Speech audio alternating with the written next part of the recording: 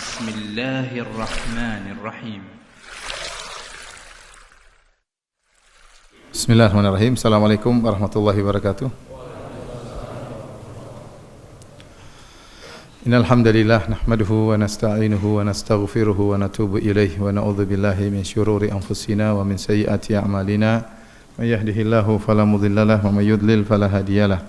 Wa asyhadu an la ilaha illallah wahdahu la syarikalah wa asyhadu anna Muhammadan abduhu wa rasuluhu la nabiyya ba'dah. Ya ayyuhalladzina amanu taqullaha haqqa tuqatih wa la tamutunna illa wa antum muslimun. Fa inna ahsanal kalami kalamullah wa khairal huda huda Muhammadin sallallahu alaihi wasallam. Syarrul umuri muhdatsatuha wa kullu muhdatsatin bid'ah wa kullu bid'atin dhalalah wa kullu dhalalatin finnar. Hadirin dan hadirat yang dirahmati oleh Allah Subhanahu wa taala, alhamdulillah Allah memberikan kita kesempatan kembali untuk berkumpul dalam rangka untuk thalabul ilm.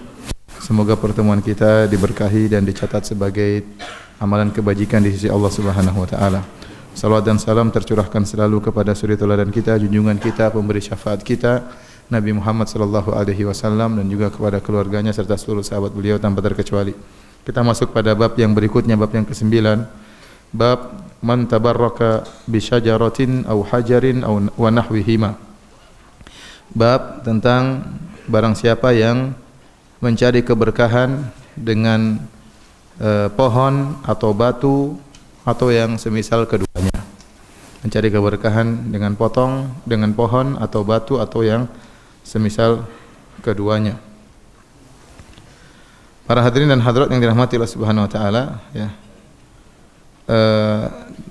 Pada bab ini Syekh Muhammad bin Abdul Wahhab rahimahullahu taala membawakan dalil-dalil dari Al-Qur'an maupun dari sunnah Nabi sallallahu alaihi wasallam untuk menjelaskan tentang bahwasanya mencari keberkahan yang tidak dinyatakan dalam syariat sebagai sumber keberkahan, maka itu merupakan kesyirikan. Hadirin dan hadirat yang dirahmati Allah Subhanahu wa taala, tidak diragukan bahwasanya keberkahan adalah perkara yang dicintai dan dicari-cari oleh masyarakat. Akan tapi sebagian orang berlebih-lebihan dan melampaui batas dalam mencarinya, sehingga mereka mencari keberkahan dari sumber-sumber yang bukan merupakan sumber keberkahan. Bahkan di antara mereka akhirnya terjerumus dalam praktek-praktek kesyirikan. Ini semua kebanyakannya disebabkan karena kebodohan dan kejahilan, ya. Oleh karenanya kita perlu mengetahui apa saja bentuk-bentuk mencari keberkahan yang disyariatkan dan apa saja yang dilarang, mana bentuk mencari keberkahan yang dilarang, ya. Karena kita sungguh sedih mendapati banyak di negeri-negeri kaum muslimin tersebar praktek-praktek mencari keberkahan yang tidak disyariatkan. Apalagi praktek-praktek mencari keberkahan tersebut akhirnya menjadi kebiasaan atau tradisi masyarakat, ya. Kita lihat betapa banyak kuburan-kuburan dijadikan sumber mencari keberkahan. Orang-orang datang ramai-ramai kuburan, kemudian mengusap-ngusap kuburan-kuburan tersebut. Mereka menyangka mengusap kuburan mendatangkan keberkahan. Sebagian mereka mengambil pasir di kuburan sampai kuburannya habis pasirnya, diisi lagi, habis lagi, diisi lagi, ya. Mereka meyakini itu adalah sumber keberkahan. Sebagian mereka menyangka bahwasanya kalau beribadah di kuburan lebih afdal karena beribadah di kuburan lebih berkah. Sebagian mereka menyangka membaca Al-Quran di kuburan lebih afdal sehingga membaca Quran di kuburan lebih berkah, ya. Sebagian mereka menyangka kalau berdoa di sisi kuburan orang yang soleh, ya, maka lebih afdal, lebih mustajab, lebih dikabulkan oleh Allah Subhanahu wa taala. Ini semua adalah praktek-praktek mencari keberkahan yang tidak disyariatkan. Dan ini berbahaya apalagi berkaitan dengan wasilah yang menuju kepada kesyirikan, ya. Asalnya bukan syirik, asalnya bid'ah. Tetapi lama-lama mengantarkan kepada pengkultusan terhadap penghuni kubur. Lama-lama ada keyakinan-keyakinan terhadap penghuni kubur, akhirnya minta kepada penghuni kubur. Itu yang dikhawatirkan, ya. Demikian juga sebagian kaum muslimin tidak dapati mencari keberkahan pada hari-hari tertentu. Mereka merayakan hari-hari tertentu yang mereka anggap hari-hari tersebut hari keberkahan. Hari inilah, hari turunnya inilah, hari inilah, hari anulah. Sehingga mereka merayakan hari tersebut, disangka hari tersebut ada keberkahannya, padahal itu juga tidak ada keberkahannya karena tidak ada dalil yang menunjukkan hari tersebut hari spesial, hari berkah.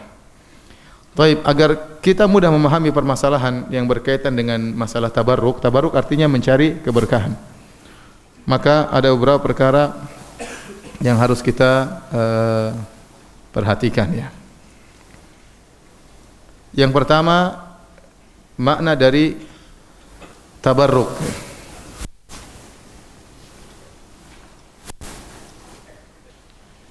Jadi at-tabarruk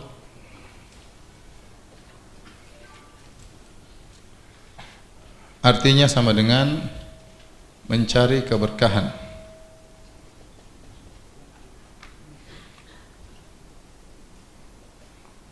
Dan tabarruk secara bahasa diambil dari al-barakah ya.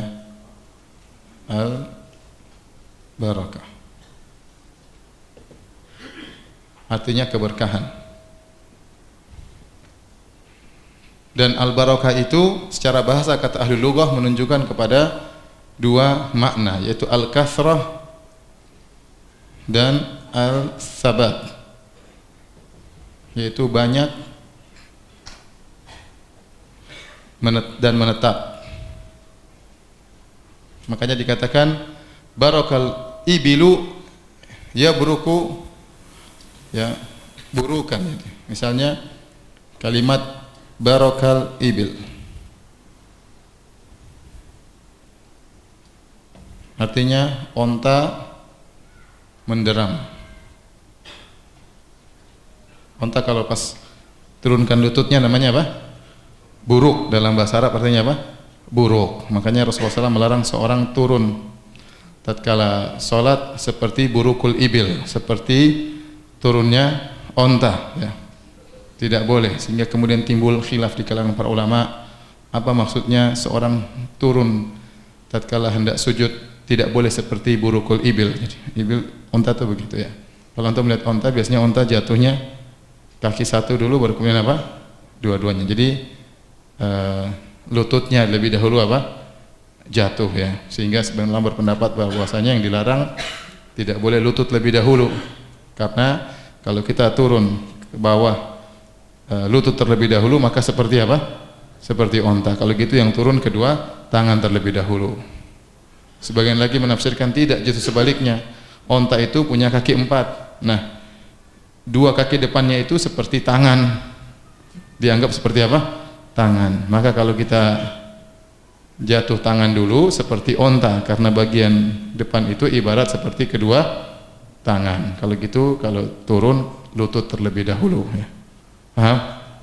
Jadi ada khilaf. Ada pendapat yang ketiga yang lebih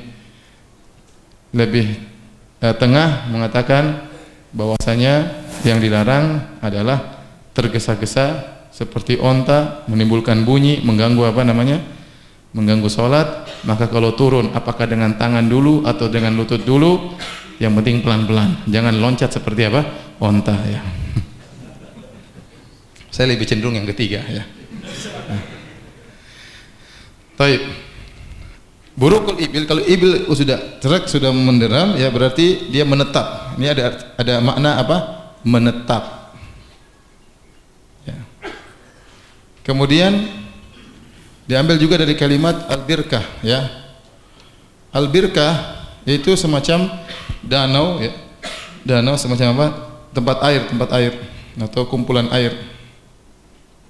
Semacam danau yang digali di tanah sehingga air di situ. Jadi air yang banyak ini menunjukkan apa? Air yang banyak dan menetap. Ini secara bahasa. Jadi secara bahasa barakah artinya kebaikan yang banyak dan apa? Menetap. Sehingga kalau kita mengatakan tempat itu berkah, berarti kebaikan itu lebih banyak daripada yang lainnya. Kalau saya mengatakan misalnya waktunya waktu berkah seperti bulan Ramadan, waktu yang berkah, berarti kebaikan di bulan tersebut lebih banyak dan lebih apa? Menetap. Paham ya? Itu namanya.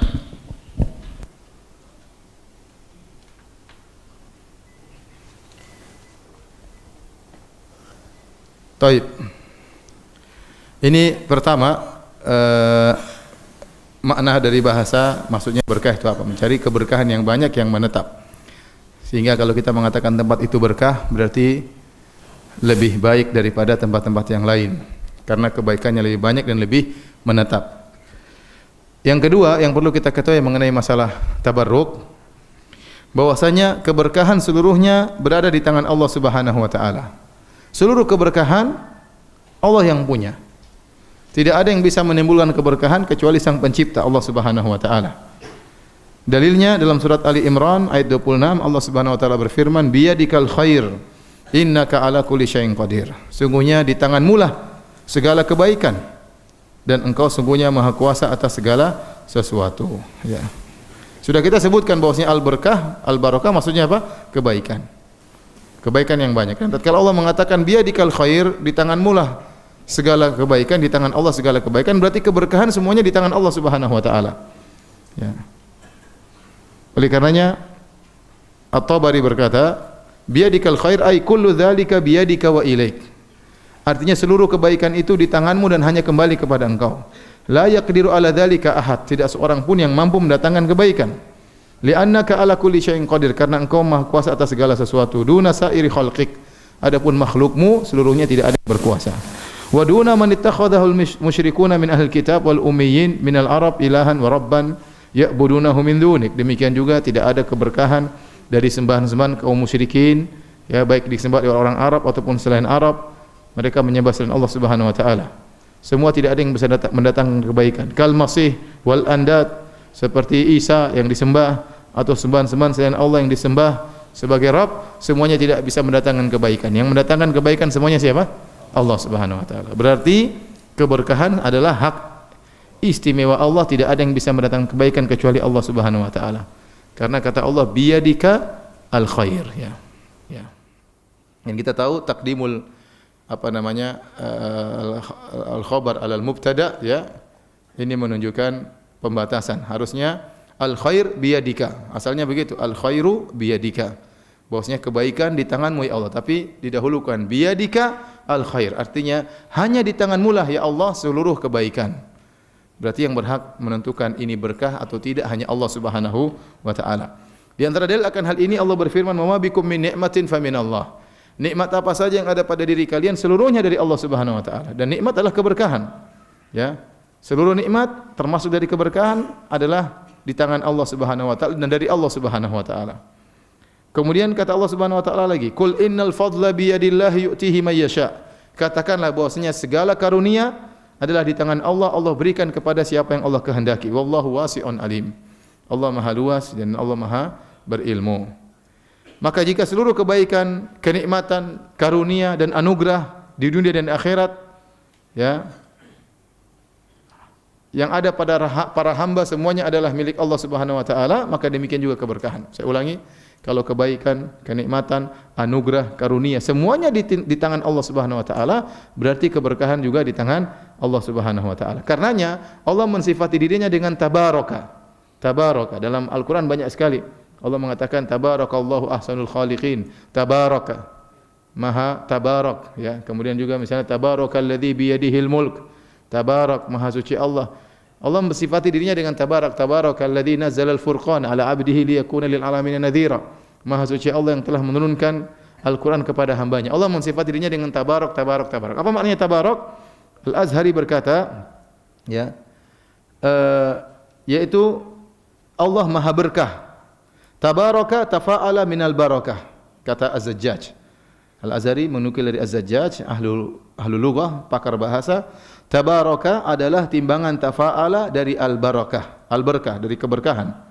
Demikian kadzalika yaqulu ahlu lughah, demikianlah perkataan ahli bahasa. Wa nahu dzalika ruwiya an Ibnu Abbas, dan ini yang diriwayatkan dari Ibnu Abbas, wa makna al-barakah al-kathratu fi kulli khair. Jadi Allah itu maha berkah. Allah itu maha memiliki kebaikan, ya. Karena kebaikan seluruhnya di tangan Allah, maka Allah disifati dengan apa? Tabarak. Paham? Hanya Allah yang berhak disifati dengan tabarak, maha berkah.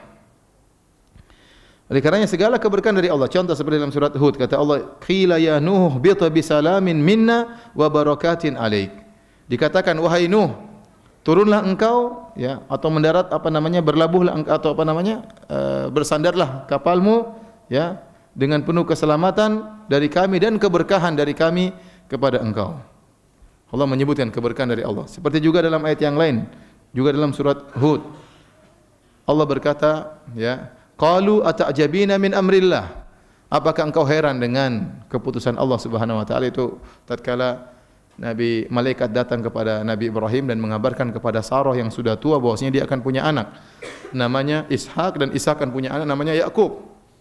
Maka istrinya Ibrahim alaihissalam, Sarah, kaget. Ya, bagaimana saya sudah tua, mandul, kok bisa punya anak? Maka malaikat berkata, qalu ata'jabina min amrillah. Wahai Sarah, apakah kau heran dengan keputusan Allah? Rahmatullahi wa barakatuh alaikum ahlal bait. Rahmat Allah dan keberkahan Allah bagi kalian wahai keluarga Ibrahim. Innahu Hamidum Majid. Sungguhnya Allah Maha terpuji dan Maha agung. Jadi mudah bagi Allah untuk memberikan keberkahan kepada engkau wahai Sarah dengan memberikan putra kepadamu, karena Allah yang menentukan keberkahan tersebut. Taib. Jadi pertama kita sudah tahu makna berkah, yang kedua kita tahu ya yang memiliki segala keberkahan siapa? Allah Subhanahu wa taala. Nah, kalau begitu yang bisa menentukan ini berkah atau tidak berkah cuma Allah Subhanahu wa taala. Tidak boleh seorang mengatakan ini berkah ini kecuali ada dalilnya. Karena kebaikan seluruhnya di tangan Allah, keberkahan seluruhnya di tangan Allah, maka yang menentukan ini baik atau tidak baik hanya siapa? Allah Subhanahu wa taala, ya. Tidak boleh orang ambil air kemudian air berkah. Ini mana dalilnya? Dari mana dalilnya? Harus ada dalilnya dari Al-Qur'an maupun sunnah Nabi sallallahu alaihi wasallam menunjukkan bahwasanya itu adalah keberkahan. Kalau tidak maka tidak boleh. Ya. Dan Allah berhak memilih mana yang berkah, mana yang tidak, sesuai dengan hikmah Allah Subhanahu wa taala. Allah berfirman, "Wa rabbuka yakhluqu ma yasha'u wa yakhtar, ma kana lahumul khiyarah." Kata Allah Subhanahu wa taala, dan Rabbmu yang telah menciptakan apa yang Dia kehendaki, Allah menciptakan apa yang Dia kehendaki, terserah Allah. Wa yakhtar, dan Allah memilih apa yang Dia kehendaki. Ma kana lahumul khiyarah, tidak ada pilihan bagi mereka, yang pilih Allah Subhanahu wa taala. Allah berhak memilih ini jadi berkah, ini tidak, terserah Allah Subhanahu wa taala. Ya. Maka ada makhluk-makhluk yang telah Allah pilih untuk diberkahi.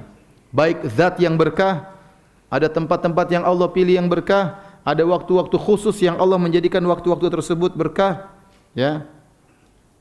Sehingga tidak terdapat pada makhluk-makhluk yang lainnya. Dan Allah memilih itu semua dengan hikmah dari Allah Subhanahu wa taala. Contoh, Allah memilih para nabi menjadi manusia-manusia yang berkah. Secara zat mereka berkah. Jadi para nabi itu zatnya berkah, ya. Badan mereka berkah, keringat mereka berkah, air liur mereka berkah, rambut mereka berkah, ya. Apa yang disentuh oleh mereka bisa menjadi berkah, ya. Baju yang dipakai oleh mereka menjadi apa? Berkah karena sudah tersentuh dengan keringat mereka, ya. Sudah tersentuh dengan badan mereka. Dan ini dipahami oleh para sahabat terhadap Nabi sallallahu alaihi wasallam. Di antara dalil bahwasanya para nabi berkah secara zatnya, seperti dalam surat As-Saffat Allah berfirman, wa basyarnahu bi ishaqa nabiyyan minas salihin. Dan kami beri kepada dia kabar gembira dengan kelahiran Ishak, seorang nabi yang termasuk orang-orang yang saleh. Wa barakna alaihi wa ala Ishak. Dan kami limpahkan keberkahan atasnya, yaitu kepada Ibrahim dan kepada Ishak. Kami berikan keberkahan kepada Ibrahim dan kepada siapa? Ishak. Berarti Ibrahim dan Ishak apa? Berkah, dan mereka adalah para nabi. Contoh, Allah berfirman tentang Nabi Isa alaihissalam. Nabi Isa alaihissalam waktu lahir langsung bisa ngomong, ya.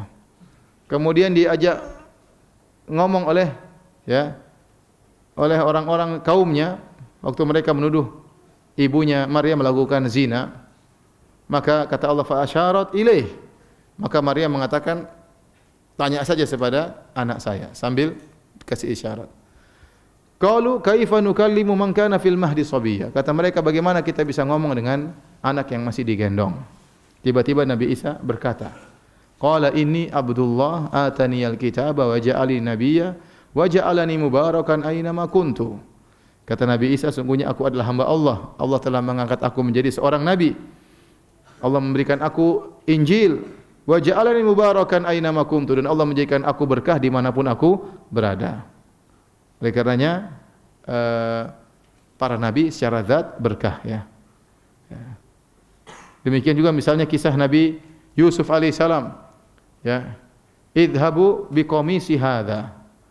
Ya, kata idhab biqamisi hadza fa'alqih. Gimana? Pergilah kalian dengan bawa bajuku ini dan lemparkanlah kepada ayahku, ya'ti basira, maka ayahku akan bisa melihat. Ya.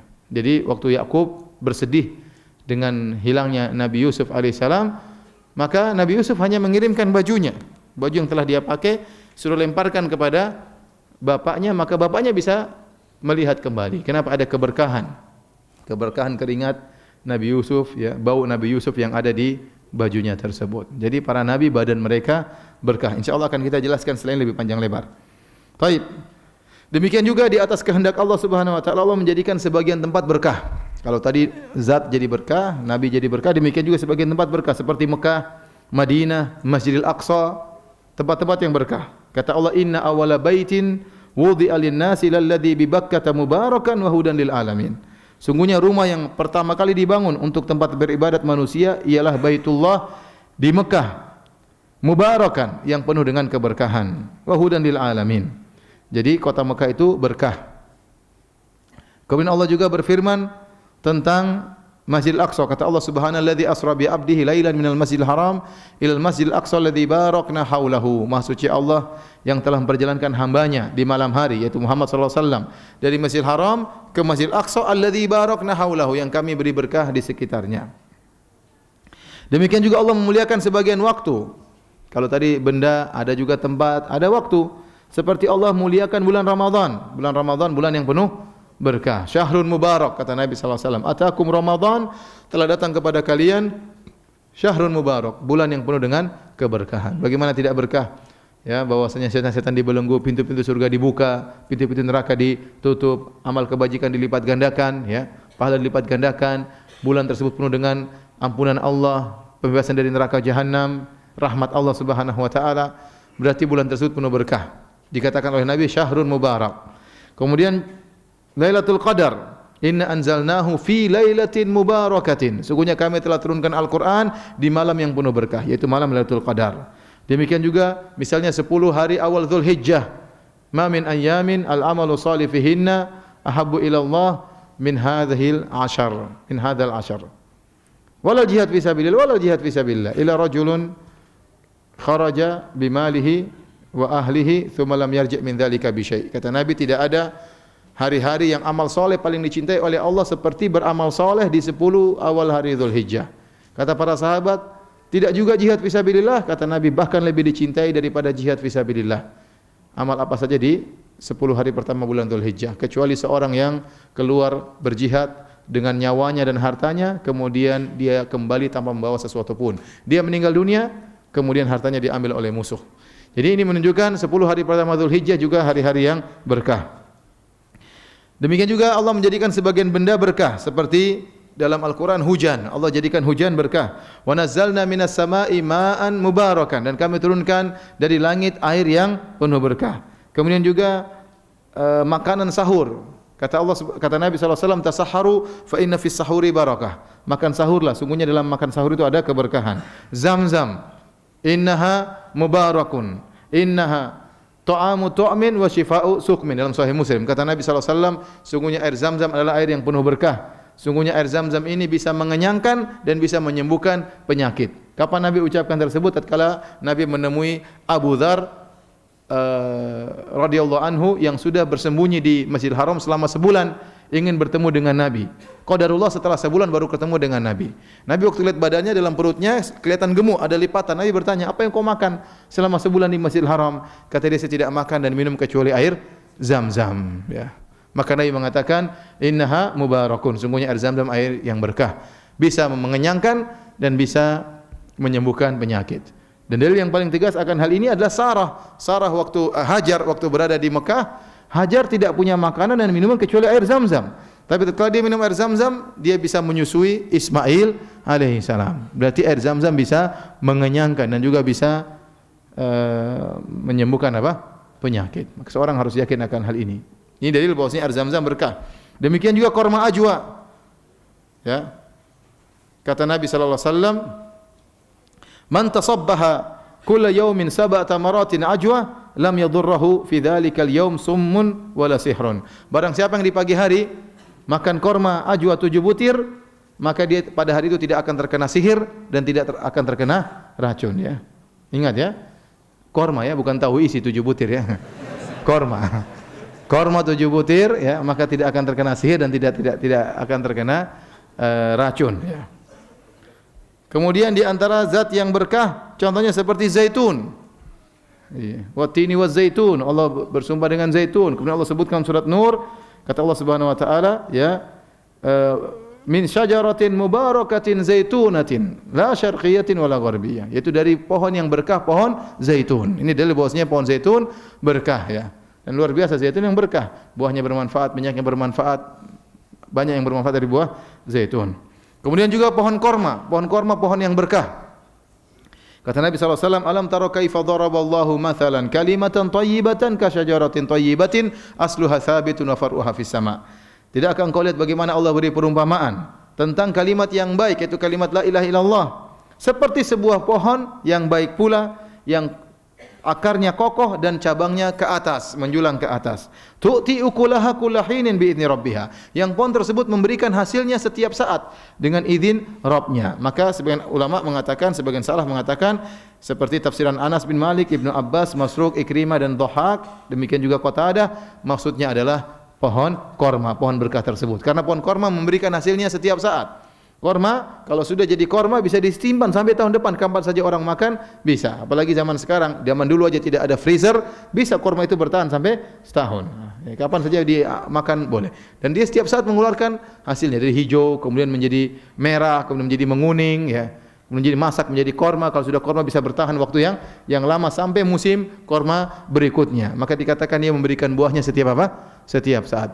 Dan pohon korma ini pohon yang manfaat seluruhnya, ya. Baik batangnya, baik daunnya, semuanya bermanfaat. Tidak ada bagian dari korma yang terbuang. Semuanya bermanfaat. Maka dikatakan oleh Allah dengan pohon yang baik. Contoh juga dalam hadis Rasulullah SAW pernah berkata, Rasulullah SAW pernah beri teka-teki kepada para sahabat. Kata Nabi SAW, inna minasyajari lama barakatuha kabarakatil muslim. Hadithuni mahiyya. Kata Nabi SAW kepada para sahabat, kasih teka-teki dalam Sahih Bukhari dan yang lainnya. Sungguhnya di antara pohon-pohon ada pohon yang penuh berkah. Kemudian Rasulullah SAW sebutkan tentang cirinya. La tasqutu waraquha. Daunnya tidak pernah gugur. Kabarkanlah kepadaku pohon apakah itu. Saya lihat juga yang pohon korma daunnya enggak pernah gugur. Kalau pohon jambu daunnya gugur, pohon mangga daunnya apa? Gugur. Pohon korma daunnya tidak pernah gugur. Kata Nabi, la tasqutu waraquha. Tidak pernah gugur daunnya. Kabarkanlah kepadaku daun apakah itu. Ibnu Umar meriwayatkan hadis ini. Dia berkata, "Fadhahaban nasu ila sajaril bawadi." Maka orang-orang semua berpikir ini teka-teki susah. Jadi mereka pergi ke pohon-pohon yang ada di lembah-lembah. Padahal waktu itu Nabi lagi makan apa? Jantung korma. Jadi jawaban sudah di depan mata. Namun namanya teka-teki biasanya apa? Susah. Kemudian kata Ibnu Umar, "Fawaqa fi nafsi annaha nakhlah." Terbetik dalam hatiku bahwasanya yang dimaksud dengan Nabi adalah pohon apa? Korma. Fa idza ana asgharul qaum, tiba-tiba saya lihat kebanyakan orang semuanya saya yang paling kecil ternyata di situ. Enggak enak ngomong. Wa Abu Bakrin wa Umar thamma wa lam yatakallama. Dan saya lihat Abu Bakar dan Umar ada di situ dan mereka berdua tidak jawab. Saya tidak ingin mendahului apa? Ada bapaknya Umar, ya. Ada temannya siapa? Abu Bakar, ya. Dan dia yang paling kecil, maka dia tidak berani jawab. Ternyata sahabat semua tebak ini salah semua. Kata Nabi yang benar apa? Korma. Yang benar apa? Pohon korma. Ya. Umar berkata, kenapa kau tidak bilang kalau itu korma? Saya bangga kalau kau kasih tahu waktu itu, bosnya kau tahu itu pohon apa? Pohon korma. Ya. Jadi para hadirin yang Subhanahu wa taala, ternyata yang dimaksud adalah pohon korma. Dan pohon korma dikatakan pohon yang berkah. Ya. Kata Nabi, inna minasyajari lama barakatuhu ka barakatil muslim. Sungguhnya ada pohon yang keberkahannya seperti keberkahan seorang muslim. Ternyata yang dimaksud pohon apa? Pohon korma. Ini dalil bahwasanya seorang muslim bisa jadi berkah seperti pohon korma. Dari sisi apa? Dari sisi memberi manfaat kepada orang lain. Korma itu bermanfaat dari segala batangnya, buahnya, daunnya, semuanya bermanfaat. Maka seorang muslim pun demikian. Kalau dia ingin berkah seperti pohon korma, hendaknya dia beri manfaat kepada orang lain. Apakah tenaganya, apakah ilmunya, apakah idenya, apakah hartanya, apakah tenaganya, berusaha bermanfaat bagi orang lain, maka dia akan berkah seperti pohon korma. Taib. Ini perkara yang keberapa tadi? Yang ketiga, ya. Sekarang perkara yang keempat. Keberkahan bisa terbagi menjadi dua. Keberkahan bisa terbagi menjadi dua.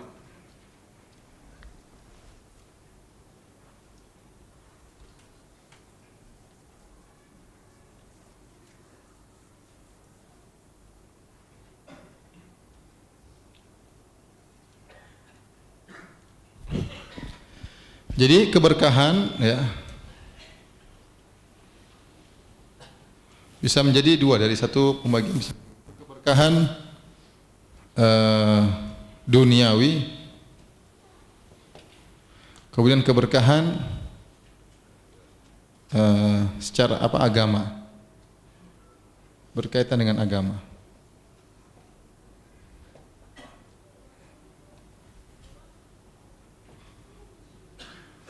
Contoh duniawi seperti apa? Zaitun, kemudian apa? Pohon apa?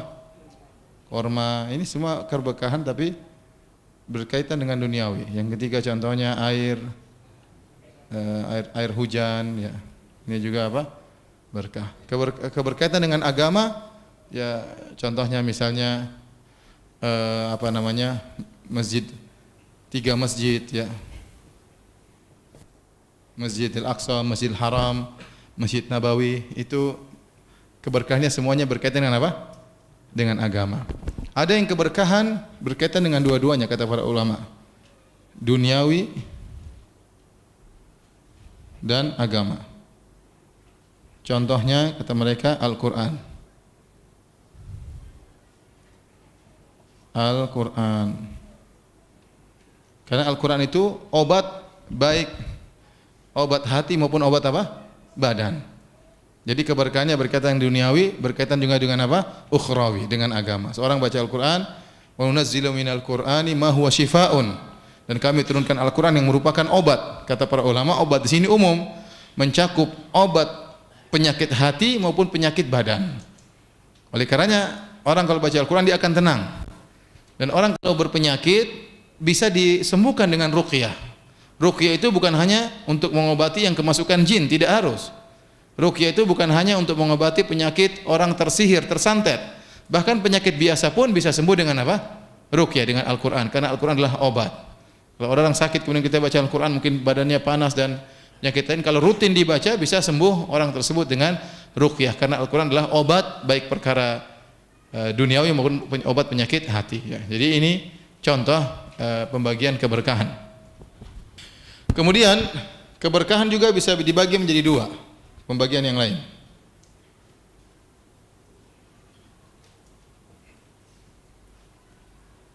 Bisa berkembang secara zati atau secara zat, ini maknawi. Maknawi. Keberkahan zati, zatnya berkah, ya. Contohnya apa? Zaitun. Terus apa? Air Zam-Zam. Kemudian apa? Apa lagi? Air hujan. Apa lagi? Korma, arjua. Apa lagi? Susu, ya. Susu kambing, susu onta, ya. Kencing kambing, kencing onta. Kencing onta. Kencing onta kan obat ya, berkah ya. Baik. Ada yang maknawi. Maknawi artinya dia bukan secara zatnya berkah, tetapi secara makna. Contohnya Mekah dan Madinah. Masjidil Haram, Masjidil Aqsa, 3 masjid. Jadi Mekah dan Madinah, 3 masjid ini keberkahan bukan zatnya, ya. Jangan sampai seorang kemudian datang ke Masjid Nabawi kemudian dia usap-usap tangannya di pintu masjid. Dan saya sering lihat seperti itu. Orang usap-usap tangannya di pintu masjid, ya. Saya sering bilang jamaah haji tidak perlu usap-usap tangan di pintu masjid karena petugas kebersihan sudah ada yang tukang ngelap-lapnya. Tidak perlu, ya. Jadi bukan barangnya yang kemudian apa? Berkah, ya. Demikian juga Mekah dan Madinah. Mekah dan Madinah juga bukan zatnya yang berkah. Ya. Oleh karenanya orang tinggal di situ tidak bisa dapat keberkahan kecuali dia beribadah kepada Allah. Dia keberkahannya secara maknawi. Kalau seorang beribadah di Mekah dan Madinah maka pahalanya berlipat ganda. Bukan pasirnya berkah, bukan tanahnya berkah, bukan batunya berkah, bukan demikian. Makanya banyak orang tinggal sana tidak bisa mengambil keberkahan. Seperti orang-orang munafik, mereka tinggal di Mekah dan Madinah. Banyak orang munafik tinggal di Madinah. Banyak orang-orang Yahudi yang tinggal di Madinah dan mereka tidak bisa mengambil berkah Kota Madinah. Karena keberkahan kota Madinah adalah keberkahan maknawi. Sama orang ke Masjid Nabawi juga demikian, mau cari berkah ya salat di situ, baca Quran di situ. Bukan diusap-usap karpetnya, bukan diusap-usap tiang-tiangnya, bukan. Karena itu keberkahannya bukan keberkahan zat. Beda dengan zaitun, zam-zam memang barangnya apa? Berkah. Bisa dipahami nih? Bisa. Contoh seperti Ka'bah. Ka'bah juga bukan berkah secara zat, tetapi dia secara maknawi.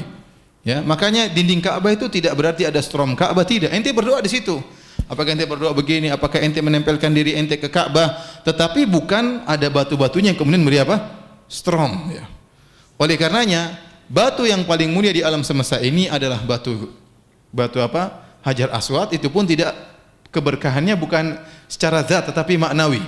Makanya dalam Sahih Bukhari, Sahih Muslim, tatkala Umar bin Khattab mencium Hajar Aswad, maka dia berkata, inni a'lamu annaka hajar la tanfa wa la tadur laula anni ra'aitu Rasulullah SAW yuqabbiluka ma qabbaltuka. Wahai Hajar Aswad, saya tahu kamu hanya sekedar batu, tidak bisa beri manfaat, tidak bisa beri mudarat. Kalau saya tidak melihat Nabi cium kamu, saya tidak bakalan cium kamu. Ini perkataan Umar, engkau hanya sekedar batu, tidak bisa beri manfaat, tidak bisa beri mudarat, menunjukkan Hajar Aswad keberkahannya bukan secara zat. Paham? Tetapi maknawi, kalau anda beribadah dengan mencium Hajar Aswad tersebut, anda dapat keberkahan. Bukan keberkahan batunya, tapi keberkahan mencontohi siapa? Nabi SAW. Ya. Padahal Hajar Aswad adalah batu yang paling top di alam semesta ini. Bahkan disebutkan turun dari surga. Ya. Pertama dia turun, asyaddu bayadhan minas thalj, lebih putih daripada salju. Fa sawadathu khotoya bani Adam. Akan tapi dosa-dosa anak Adam menjadikan dia menjadi hitam. Jadi kalau Hajar Aswad saja tidak berkah secara zat, apalagi batu-batu Ka'bah yang lainnya. Bukankah di zaman jahiliyah, tatkala 5 tahun Nabi sebelum menjadi Nabi, yaitu tatkala umur Nabi 35 tahun, Nabi menjadi Nabi tatkala umur 40 tahun.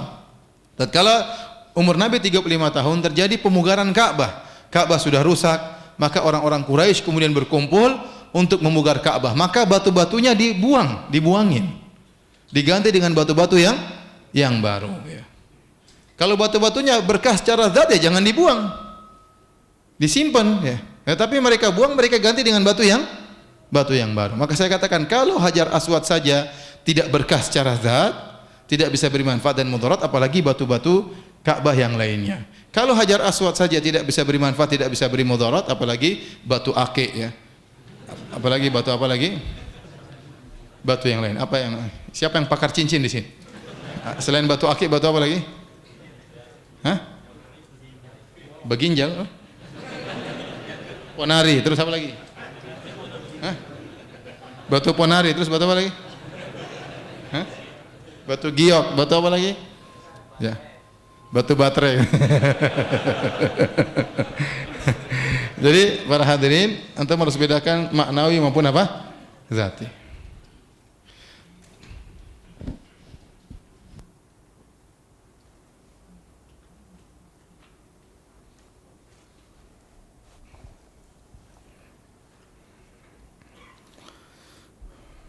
Oleh karenanya orang-orang yang pergi ke Mekah dan Madinah kemudian mengambil pasir di kota Madinah itu salah, tidak benar.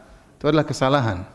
Ya, saya pernah menjelaskan masalah ini sampai akhirnya ada yang bertanya lewat kertas, Ustaz, qadarullah saya pernah ngambil batu di kota Madinah, sudah saya bawa pulang ke tanah air, Ustaz.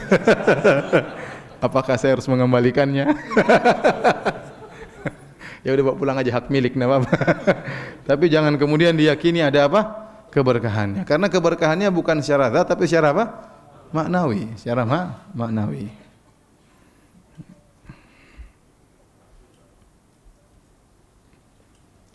Sama halnya dengan masalah waktu-waktu. Bulan Ramadan, 10 hari Dzulhijjah, Lailatul Qadar ya. Ini semua keberkahan-keberkahan maknawi. Karena waktu tidak bisa kita rasakan zatnya. Maka barang siapa yang beribadah di bulan-bulan tersebut, di waktu tersebut, maka dia akan mendapatkan keberkahan karena keberkahannya maknawi. Bukan berarti orang kalau ketemu dengan bulan Ramadan otomatis tubuhnya kesetrum berkah, tidak.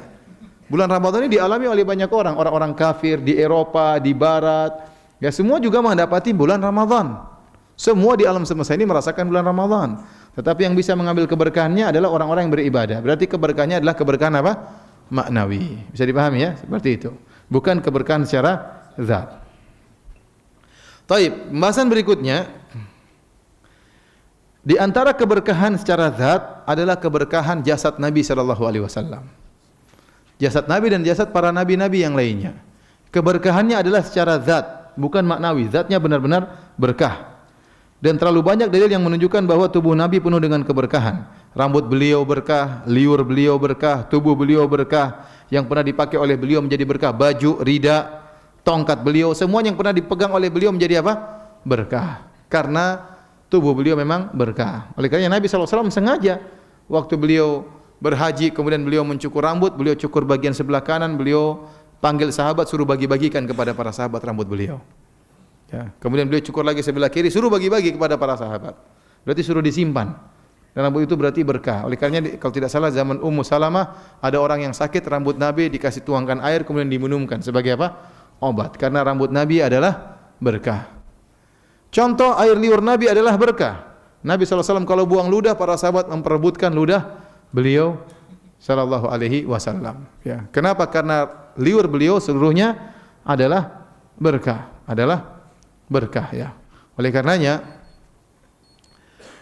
para hadirin Allah Subhanahu wa taala, aneh jika seorang kemudian misalnya ya menyatakan Aisyah pezina, Aisyah kafir, sementara Aisyah dicium oleh Nabi sallallahu alaihi wasallam, disentuh oleh Nabi sallallahu alaihi wasallam. Air liur Nabi pernah masuk di mulut Aisyah radhiyallahu taala anha. Bahkan Aisyah digauli oleh Aisyah radhiyallahu taala anha ya. Aisyah ya mendapatkan banyak keberkahan dari Nabi sallallahu alaihi wasallam. Kemudian dikatakan musyrik dan yang lainnya. Sementara mereka ya mengatakan Husain kan meninggal, dikubur di Karbala kata mereka. Katanya setelah Husain dikubur di Karbala, maka kemudian tanah Karbala menjadi tanah haram yang ketiga. Bahkan tanah haram Karbala lebih haram, lebih afdal daripada Ka'bah dan Mekah dan Madinah. Ini mereka ucapkan dalam buku-buku mereka. Sehingga mereka meyakini bahwasanya ziarah sekali di Karbala sama seperti 20 kali haji dan umrah. Mereka mengatakan kenapa tanahnya menjadi tanah haram, menjadi apa namanya? Berkah, karena kesetrom dengan jasad Husain. Tanah-tanah tersebut akhirnya menjadi apa? Berkah, bisa jadi obat dan yang lainnya. Sehingga orang Syiah mengatakan tanah di tanah haram di kuburan Husain bisa menjadi apa? Obat. Dia menjadi berkah kenapa? Karena tersentuh dengan jasad siapa? Husain. Padahal kan yang tersentuh dengan jasad Husain cuma tanah yang di sekitar kuburan. Kenapa bisa kemudian lari 20 km semua berkah gara-gara kesetrom jasad Husain 20 km? Ya. Utara 20 km, selatan 20 km, timur 20 km, barat 20 km, semuanya tanah haram karena radiasi keberkahan jasad Husain. Nah, sekarang ente Aisyah ya.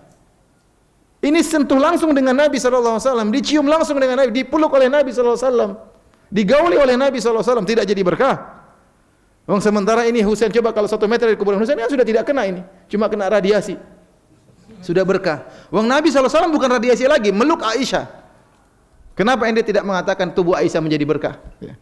Sementara ente bilang siapa? Kuburan Husain, gara-gara Husain dikubur di situ kemudian tanah menjadi berkah seluruhnya, bahkan lebih tanah haramnya lebih afdal daripada Mekah dan Madinah. Ini semua khurafatnya orang-orang Syiah. Taib. Kita sebutkan di antara keberkahan yang merupakan keberkahan secara zati adalah jasad Nabi sallallahu alaihi wasallam. Ini berlaku kepada jasad-jasad nabi-nabi yang lainnya ya. Oleh karenanya setelah kita sebutkan tadi Nabi SAW sengaja membagi-bagikan rambut beliau ya, kemudian Nabi SAW tatkala buang air liur, buang ludah, maka para sahabat memperebutkannya. Kita pernah cerita juga tentang seorang sahabat yang minta baju Nabi baru pakai kemudian diminta oleh seorang sahabat ya, dalam hadis yang Sahih Bukhari ya. Seorang wanita melihat baju Nabi sudah lusuh, maka dia ingin memberikan hadiah berupa baju kepada Nabi sallallahu alaihi wasallam. Kata sang perawi, fa akhadhaha an-nabiy sallallahu alaihi wasallam muhtajan ilaiha.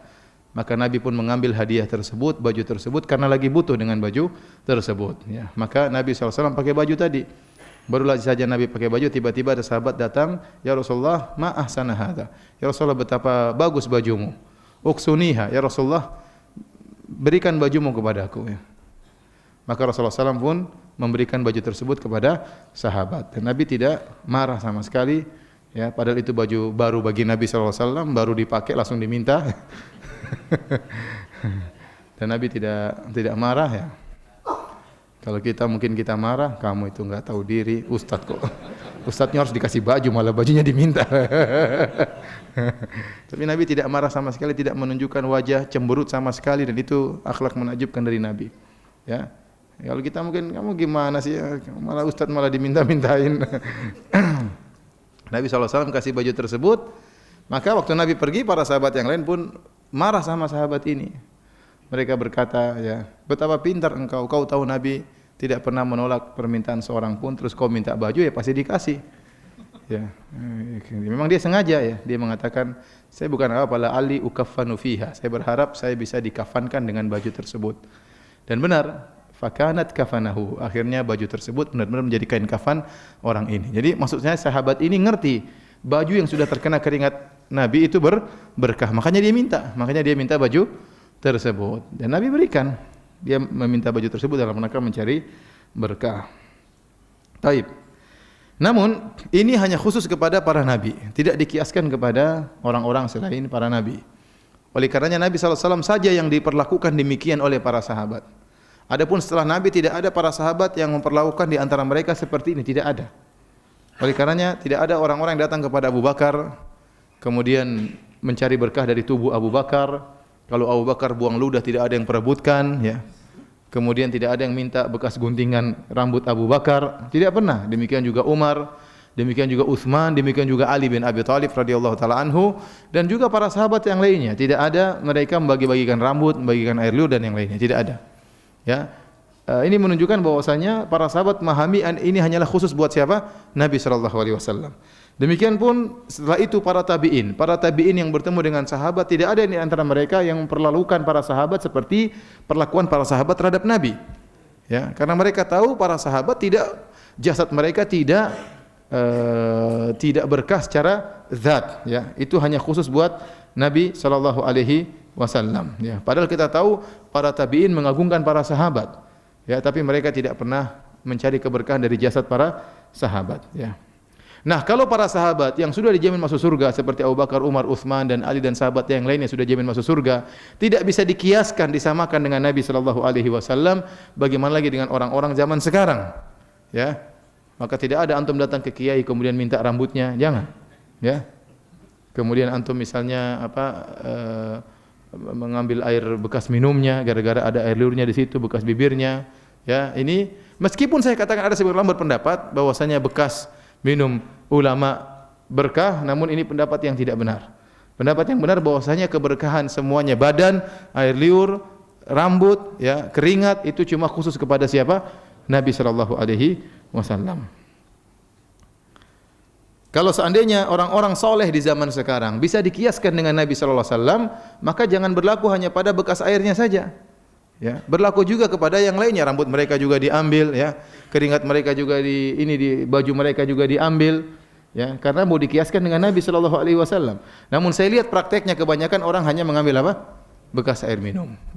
Kadang sorbannya juga diambil, tapi seharusnya seluruhnya. Kalau mau dikiaskan kepada Nabi sallallahu alaihi wasallam. Saya sendiri pernah habis ngisi pengajian di Masjid Nabawi, ada orang datang. Dia bilang, "Ustaz, tolong tiup air." Dia bawa air Zam-Zam. Saya bicara sama tauhid diminta air, saya bilang enggak. Kata dia, meskipun Ustaz tidak percaya tapi saya percaya. Wah, ini namanya ini syirik maksa begini. Mencari keberkahan dari air liur saya. Saya bilang enggak. Di depan banyak orang. Enggak, saya enggak mau. Dia paksa, Ustaz saya percaya, meskipun Ustaz tidak percaya saya percaya. Enggak, saya enggak mau. Nanti saya tiup dia bawa pulang ke rumah, bahaya kan. Taib, jadi tidak benar ya. Yang benar hanya khusus Nabi sallallahu alaihi wasallam. Taib, sekarang orang-orang yang mengkiaskan bahwasanya orang-orang soleh juga diambil air liurnya atau badannya berkah seperti Nabi sallallahu alaihi wasallam, apa dalil mereka? Dalil mereka adalah kias. Dalil mereka adalah apa? Kias. Taib.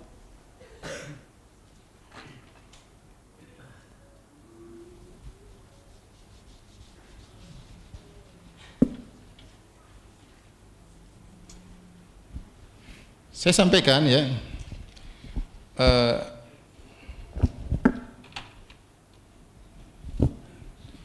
Jadi apa dalil mengkiaskan orang-orang soleh? Apa dalilnya? Kenapa orang-orang mengambil bekas minum orang-orang soleh?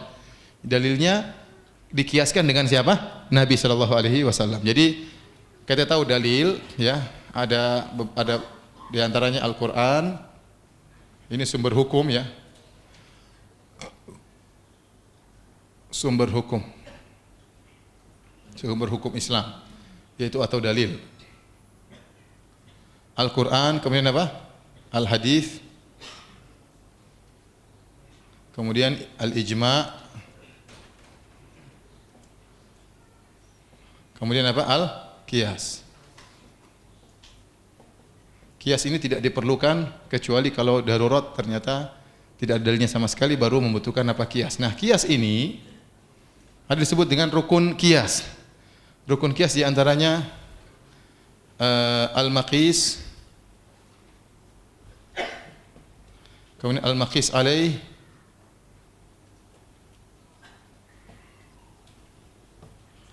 kemudian al-asl atau apa namanya, al-illah al-jami'ah, kemudian al-hukum. Ya, ini disebut dengan rukun qiyas. Al-maqis dalam hal ini adalah orang soleh. Yang dikiaskan, maksudnya yang dikiaskan. Yang dikiaskan siapa? Nabi sallallahu alaihi wasallam. Orang soleh dikiaskan dengan siapa? Nabi sallallahu alaihi wasallam. Paham tum? Paham atau tidak? Paham. Kemudian hukumnya adalah sama-sama bisa diambil berkahnya. Berkahnya, atau dalam kurung zat orang soleh berkah seperti zat siapa? Zat Nabi sallallahu alaihi wasallam. Taib.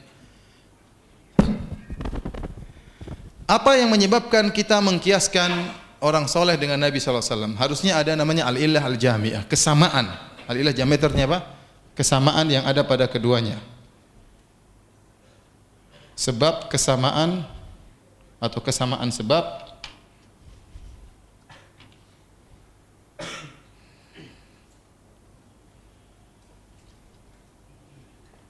yang ada antara pokok dan cabang, atau al-maqis alaih. Al-maqis maksudnya apa? Cabang. Ini maksudnya pokok. Kalau begitu, apa kesamaan, ya? Apa kesamaan antara Nabi dan orang soleh? Kalau begitu, apa kesamaan antara orang soleh zaman sekarang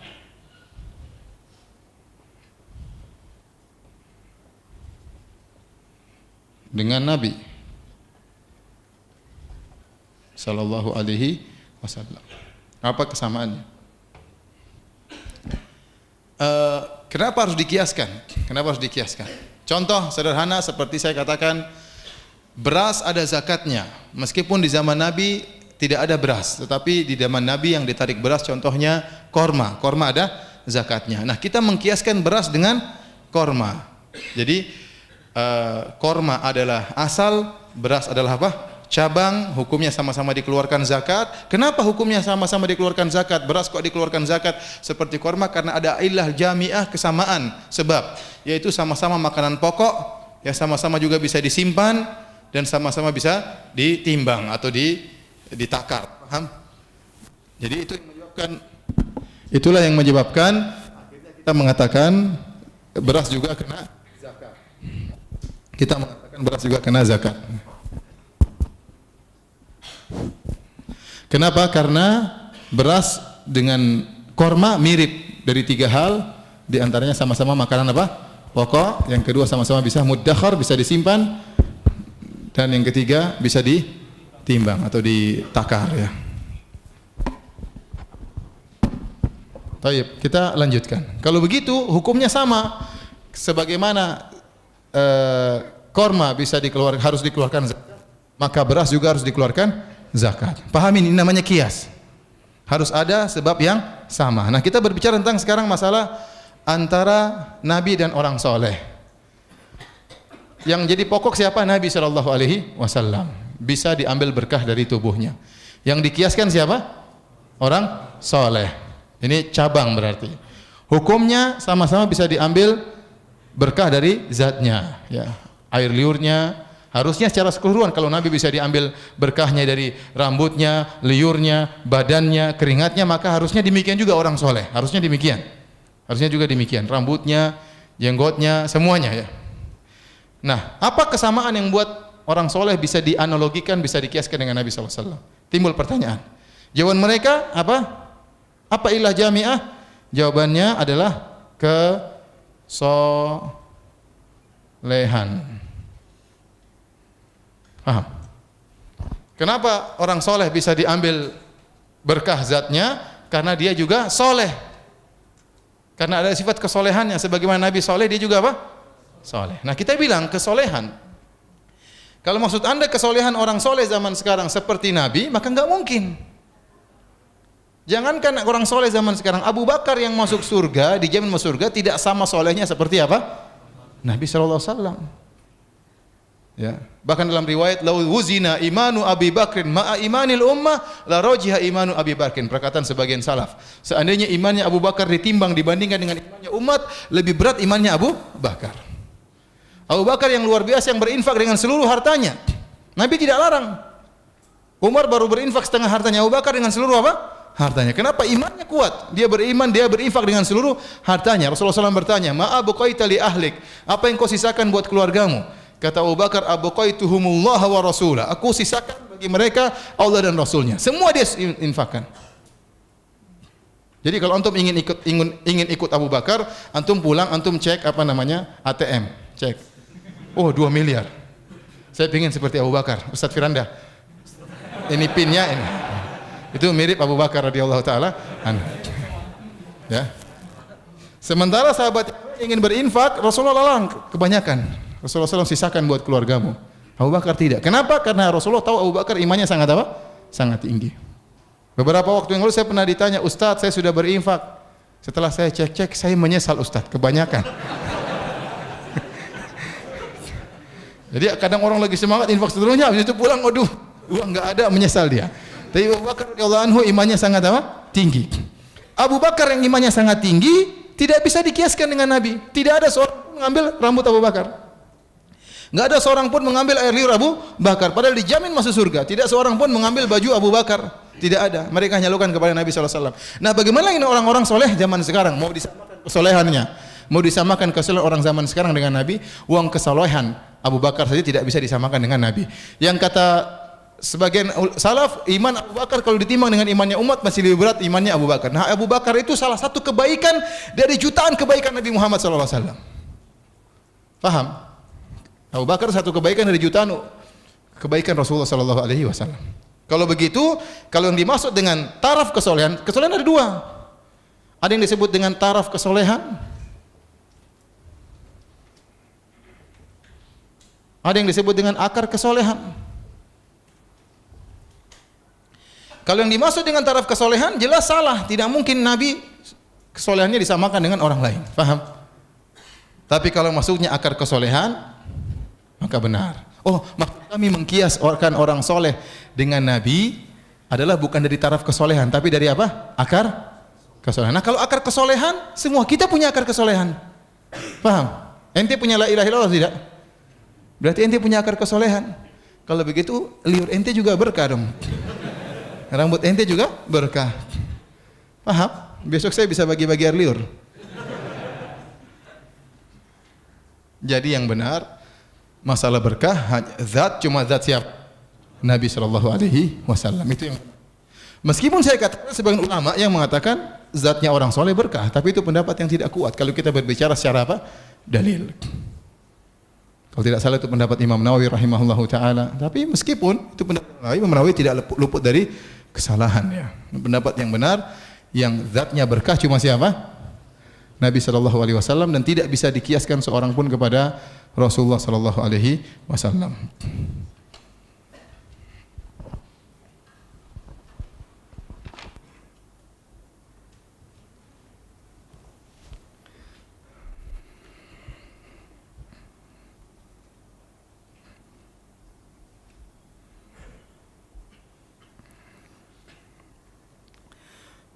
Kemudian para hadirin Allah Subhanahu wa taala, kalau kita mengatakan boleh mengambil keberkahan dari orang soleh, maka ini akan mengantarkan pengkultusan kepada dia.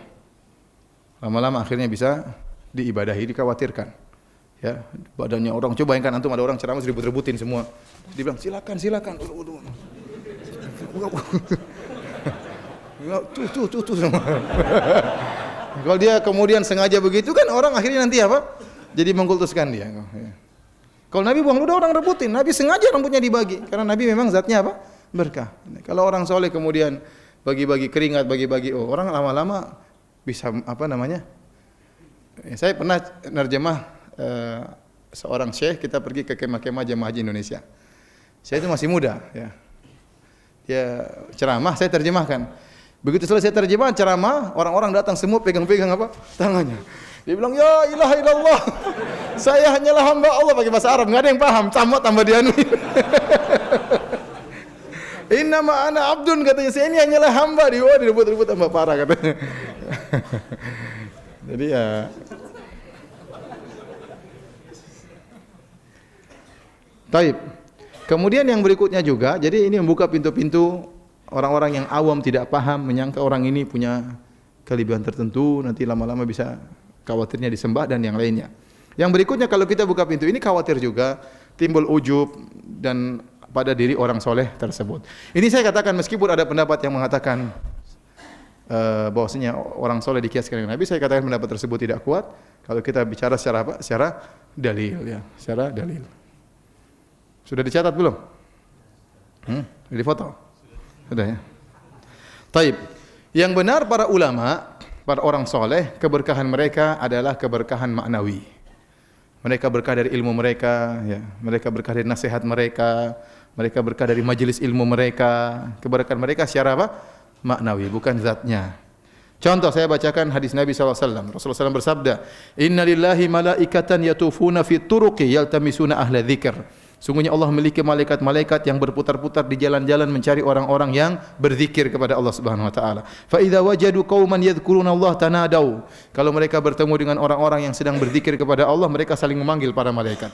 Halummu ila hajatikum. Marilah wahai para malaikat, ini yang kalian cari-cari. Nabi berkata, fayahufunahum bi ajniyatihim ila sama'id dunya. Maka malaikat segera meliputi orang yang sedang berzikir sehingga sayap-sayap mereka sampai ke langit dunia. Fayas'aluhum rabbuhum. Kemudian Allah bertanya kepada para malaikat, wa huwa alamu minhum, padahal Allah lebih tahu tentang hamba-hambanya daripada para malaikat. Namun Allah bertanya bukan untuk mengetahui tapi untuk menekankan. Ma yaqulu ibadi? Apa yang sedang dikatakan oleh hamba-hambaku? Qalu yaquluna yusabbihunaka wa yukabbirunaka wa yahmadunaka wa yumajjidunaka. Kata para malaikat, hamba-hambamu sedang bertasbih kepadamu, sedang bertakbir, sedang bertahmid, sedang mengagungkanmu. Qala fa yaqulu hal ra'auni? Kata Allah, apakah mereka melihatku? Para malaikat berkata, la ra'au, kata para malaikat berkata, la wallahi ma ra'auka. Tidak, demi Allah mereka tidak melihatmu engkau wahai Allah. Allah berkata lagi, wa kaifa law ra'auni? Bagaimana kalau mereka melihatku? Malaikat berkata, law ra'auka kanu ashadda laka ibadatan. Seandainya mereka melihat engkau, maka mereka akan semangat, lebih semangat lagi ibadah mereka. Wa ashadda laka tamjidan wa tamhidan. Mereka akan semakin mengagungkan engkau, semakin memujimu.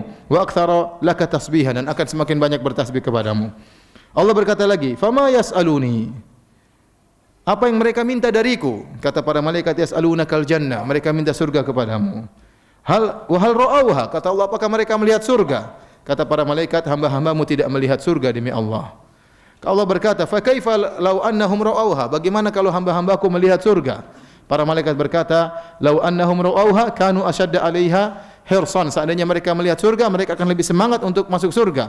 Dan wa ashadda laha talaban, dan mereka akan semakin mencari surga. Wa 'azama fiha raqbatan, dan mereka semakin semangat untuk masuk surga. Fa bima yata'awwadun? Kata Allah, mereka berlindung dari apa? Kata para malaikat, hamba-hambamu berlindung dari neraka Jahannam. Allah berkata, apakah mereka melihat neraka Jahannam? Kata para malaikat, hamba-hambamu demi Allah tidak pernah melihat neraka jahanam. Kata Allah, bagaimana kalau mereka melihat neraka jahanam? Kata para malaikat, seandainya hamba-hamba melihat neraka jahanam, kanu asyadda minha firaran, mereka akan semakin lari dari neraka jahanam, wa asyadda laha makhafatan, dan mereka akan semakin takut dengan neraka jahanam. Kata Allah Subhanahu wa taala, fa ushidukum anni qad ghafartu lahum. Saksikanlah wahai para malaikatku, aku telah mengampuni dosa-dosa mereka. Kemudian yaqulu malakun minal malaikah, malaikat ada yang berkata, di antara malaikat ada yang lapor kepada Allah. Fihim fulanun laisa minhum. Ya Allah, di antara para hadirin yang sedang duduk situ, ada yang bukan dari orang yang sedang berzikir kepada Allah. Innama ja'a li hajatin, dia datang situ hanya sekedar ana keperluan, bukan sedang berzikir. Kata Allah Subhanahu wa taala, humul julasa'u la yashqa bihim jalisuhum. Mereka adalah orang-orang yang duduk-duduk, tidak ada seorang pun yang akan celaka jika duduk dengan mereka. Kata para ulama, berarti apa? Orang yang duduk bersama mereka juga dapat keberkahan mereka. Apa kata Ibnu Hajar rahimahullahu taala? Orang yang duduk bersama ahli zikir termasuk mendapatkan seluruh kemuliaan yang Allah berikan kepada ahli zikir tersebut sebagai bentuk pemuliaan kepada mereka meskipun dia tidak serta ikut apa? Berzikir. Kemudian kata Asy-Syaukani, ja'ala jalisa ulaikal qaumi mithlahum ma annahu laisa minhum. Allah menjadikan orang yang duduk bersama mereka hukumnya seperti mereka padahal dia tidak termasuk dari mereka. Wa inna ma adat alaihi barakatuhum, tetapi keberkahan majelis tadi mengenai orang tersebut, fasara ka wahidin minhum, maka dia seperti salah seorang dari mereka. Apa yang dimaksud dengan majelis zikir? Ya, Ibnu Hajar menjelaskan yang dimaksud dengan majelis zikir dalam hadis ini adalah mencakup majelis zikir kepada Allah dengan tasbih, takbir, tahlil dan yang lainnya. Demikian juga majelis baca Al-Qur'an, kemudian berdoa untuk meraih kebaikan dunia dan akhirat. Demikian juga majelis membaca hadis-hadis Nabi sallallahu alaihi wasallam dan termasuk majelis mempelajari ilmu syar'i. Demikian juga diskusi mengenai ilmu syar'i. Ini semua majelis zikir, maka barang siapa yang duduk di situ akan mendapati keberkahan mereka. Jadi, hal ini menunjukkan bahwasanya keberkahan para ulama bukan secara zat tapi keberkahan apa? Maknawi. Majelis mereka berkah, ilmu mereka berkah, nasihat mereka berkah. Demikian juga tatkala Nabi SAW mengatakan, inna minasyajari lama barakatul barakatul muslim. Sungguhnya di antara pohon ada yang keberkahannya seperti keberkahan seorang muslim. Maksudnya apa? Pohon tersebut, pohon korma, selalu memberikan manfaat kepada orang lain. Maka seorang muslim pun jadi berkah. Berkah bukan dari zatnya tapi dari kalau dia beri manfaat kepada orang lain dengan ilmunya, dengan tenaganya, maka dikatakan berkah. Bukan zatnya yang berkah.